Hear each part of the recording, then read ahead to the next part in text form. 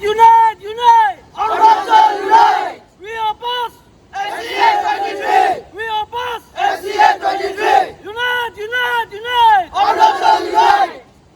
Good afternoon सभी को। First of all मैं अरुण भूमि को थैंक यू बोलना चाहूंगा कि हम लोग का जो मैसेज है वो आप लोग तक, पब्लिक तक पहुंचाने के लिए मैं आज यहाँ पे आईएमसू का ऑल इदू मिश्मी स्टूडेंट यूनियन का ऐसे जनरल सेक्रेटरी का तौर पे आज मैं यहाँ खड़ा हूँ।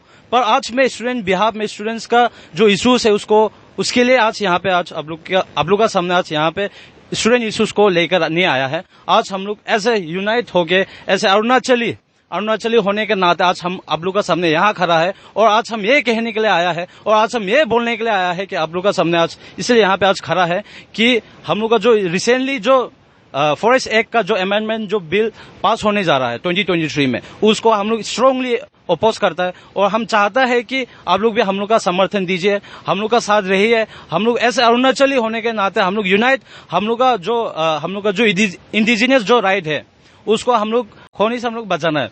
और हम ये जो डिटेल्स है आगे जो जाके हम लोग का स्पोक पर्सन आईएमसू के जो स्पोक पर्सन और इन्वायरमेंट के जो इन्वायरमेंट एक्टिविस्ट मिस बानू तातक और मदन मिली इसको एलोबरेट करेंगे आप लोग को। Thank you. सर, आप ये फॉरेस्ट कंजर्वेशन अमेंडमेंट बिल 2023 क्या है, ये अब हमारे दर्शकों को बता दीजिए। Okay, thank you so much, Arun Bhumi. My name is Madan Meli. I'm an advocate by profession, and at the same time, I'm the spokesperson all Idu Mishmi Students Union.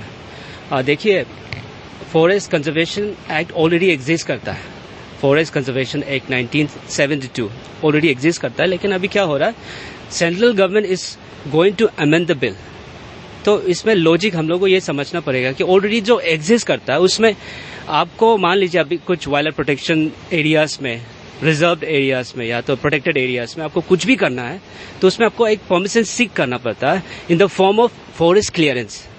लेकिन अभी क्या होने जा रहा है कि वंस ये जो बिल पास हो जाएगा, फॉरेस्ट कंजर्वेशन अमेंडमेंट बिल 2023, जो कि ये समर का उसमें टेबल करने के लिए किया जा रहा है। ये जो अमेंडमेंट जो है ये मानसून सीजन में टेबल किया जाएगा, जो कि हम लोग स्ट्रांगली अपोज कर रहा है। और ये जो क्लियरेंस है इसमें क्या होगा कि वंस ये जो अमेंडमेंट के थ्रू से इस तरह से हो जाता है कि जो फॉरेस्ट क्लियरेंस का जो प्रोविजन रहता है उसको हटाया जाएगा with in the radius of 100 kilometre, specially in border areas, line of control border areas में। तो इस तरह का अगर अमेंडमेंट में इस तरह का अगर चेंजेस आएगा तो this is going to impact the specially the tribal society, क्योंकि हमारा जो बाउंड्रीज इंटरनेशनल बाउंड्रीज से कनेक्टेड है। तो ऐसा में क्या है, we are connected to the environment, we are connected to the products of the forest, क्योंकि हम लोग जिस तरह से जो फॉरेस्ट प्रोडक्ट ऑब्टेन करता है वहां से प्रोड्यूस को हम लोग कलेक्ट करके यूज करता है। तो इस तरह से अगर क्लियरेंस हो जाता है तो this is going to be flood gate for the industries and corporates.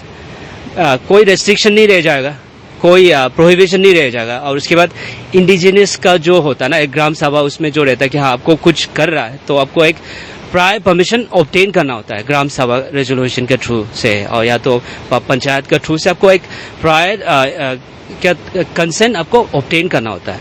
लेकिन वंस अगर ये जो है ओपन कर देता है, फॉरेस्ट क्लियरेंस का जो प्रोविजन है उस चीज को हटा देता है, तो ओपन टू ऑल हो जाएगा। तो खतरा हम लोग का इसमें आता है कि कल को जाके माइनिंग इंडस्ट्रीज आ जाएगा, टूरिज्म आएगा और क्या था सफारीज आ जाएगा। उसके बाद फिर जो प्रोटेक्टेड एरियाज में भी मतलब एट विम्स और fences central government and state government अपना मन मर्जी करेगा, और उसमें हम लोग ऐसे affected tribal indigenous people of Arunachal Pradesh, we won't have any control over it. So we are really concern. और ये इशू सिर्फ दिबांग वैली और लोअर दिबांग वैली का नहीं है, ये पूरा एंटायर नॉर्थ ईस्टर्न स्टेट्स के लिए है, एंटायर अरुणाचल प्रदेश के लिए है। That's why we have to strongly oppose.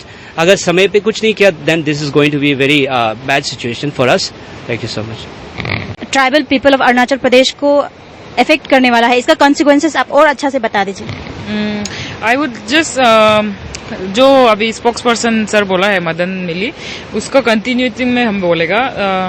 So first of all, I'm Banu Tatak. I'm a researcher, and I do research in my environment, especially in Arunachal Pradesh.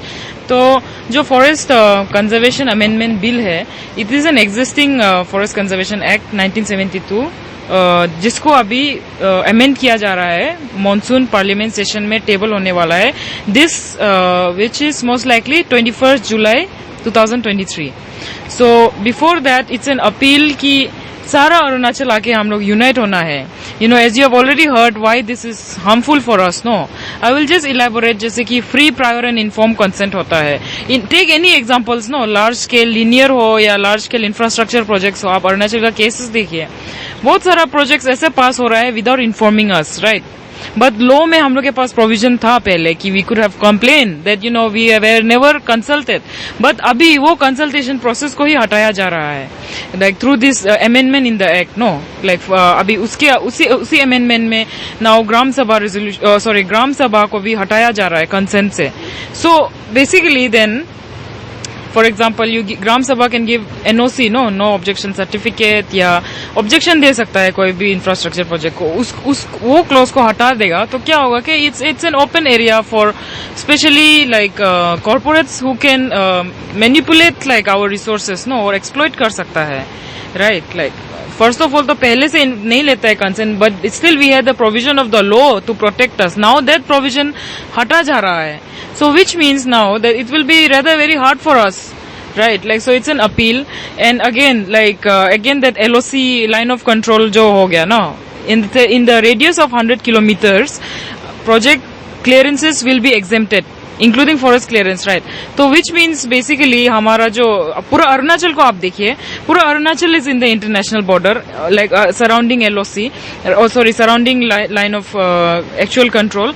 Then उसमें क्या होगा कि हमारा तो पूरा टेरिटोरी, हमारा पूरा एंसेस्ट्रल एरिया कवर हो जाता है. नो, आप पूरा अरुणाचल को नाप के एवरी डिस्ट्रिक्ट, अपर सियांग हो गया, दिबांग वैली हो गया, नो, और इस साइड में हो गया अंजाव हो गया, चांगलांग हो गया. If you see all the districts and east and west side में, वी आर एक्चुअली विदिन और a little bit further from that radius of 100 kilometers.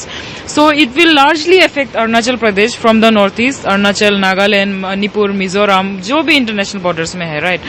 So it's a very harmful amendment for us. So we need to voice before 21st July. So it's a strong recommendation from us environmentalists and also researchers across India and scientists, right?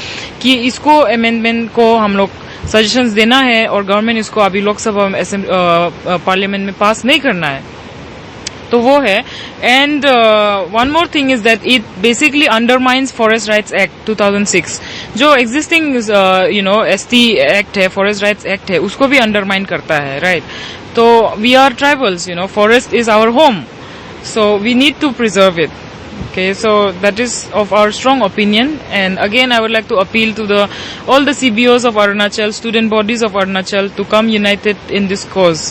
Thank you. Sister, अब एक as a student आपका ये जो forest conservation bill है ना, इसके बारे में आपका क्या कहना है? Thank you so much for this.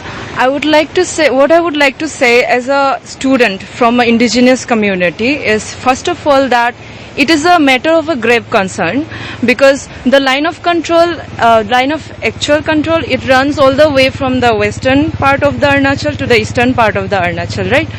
So it is going to affect the whole Arunachal if we look at it more closely.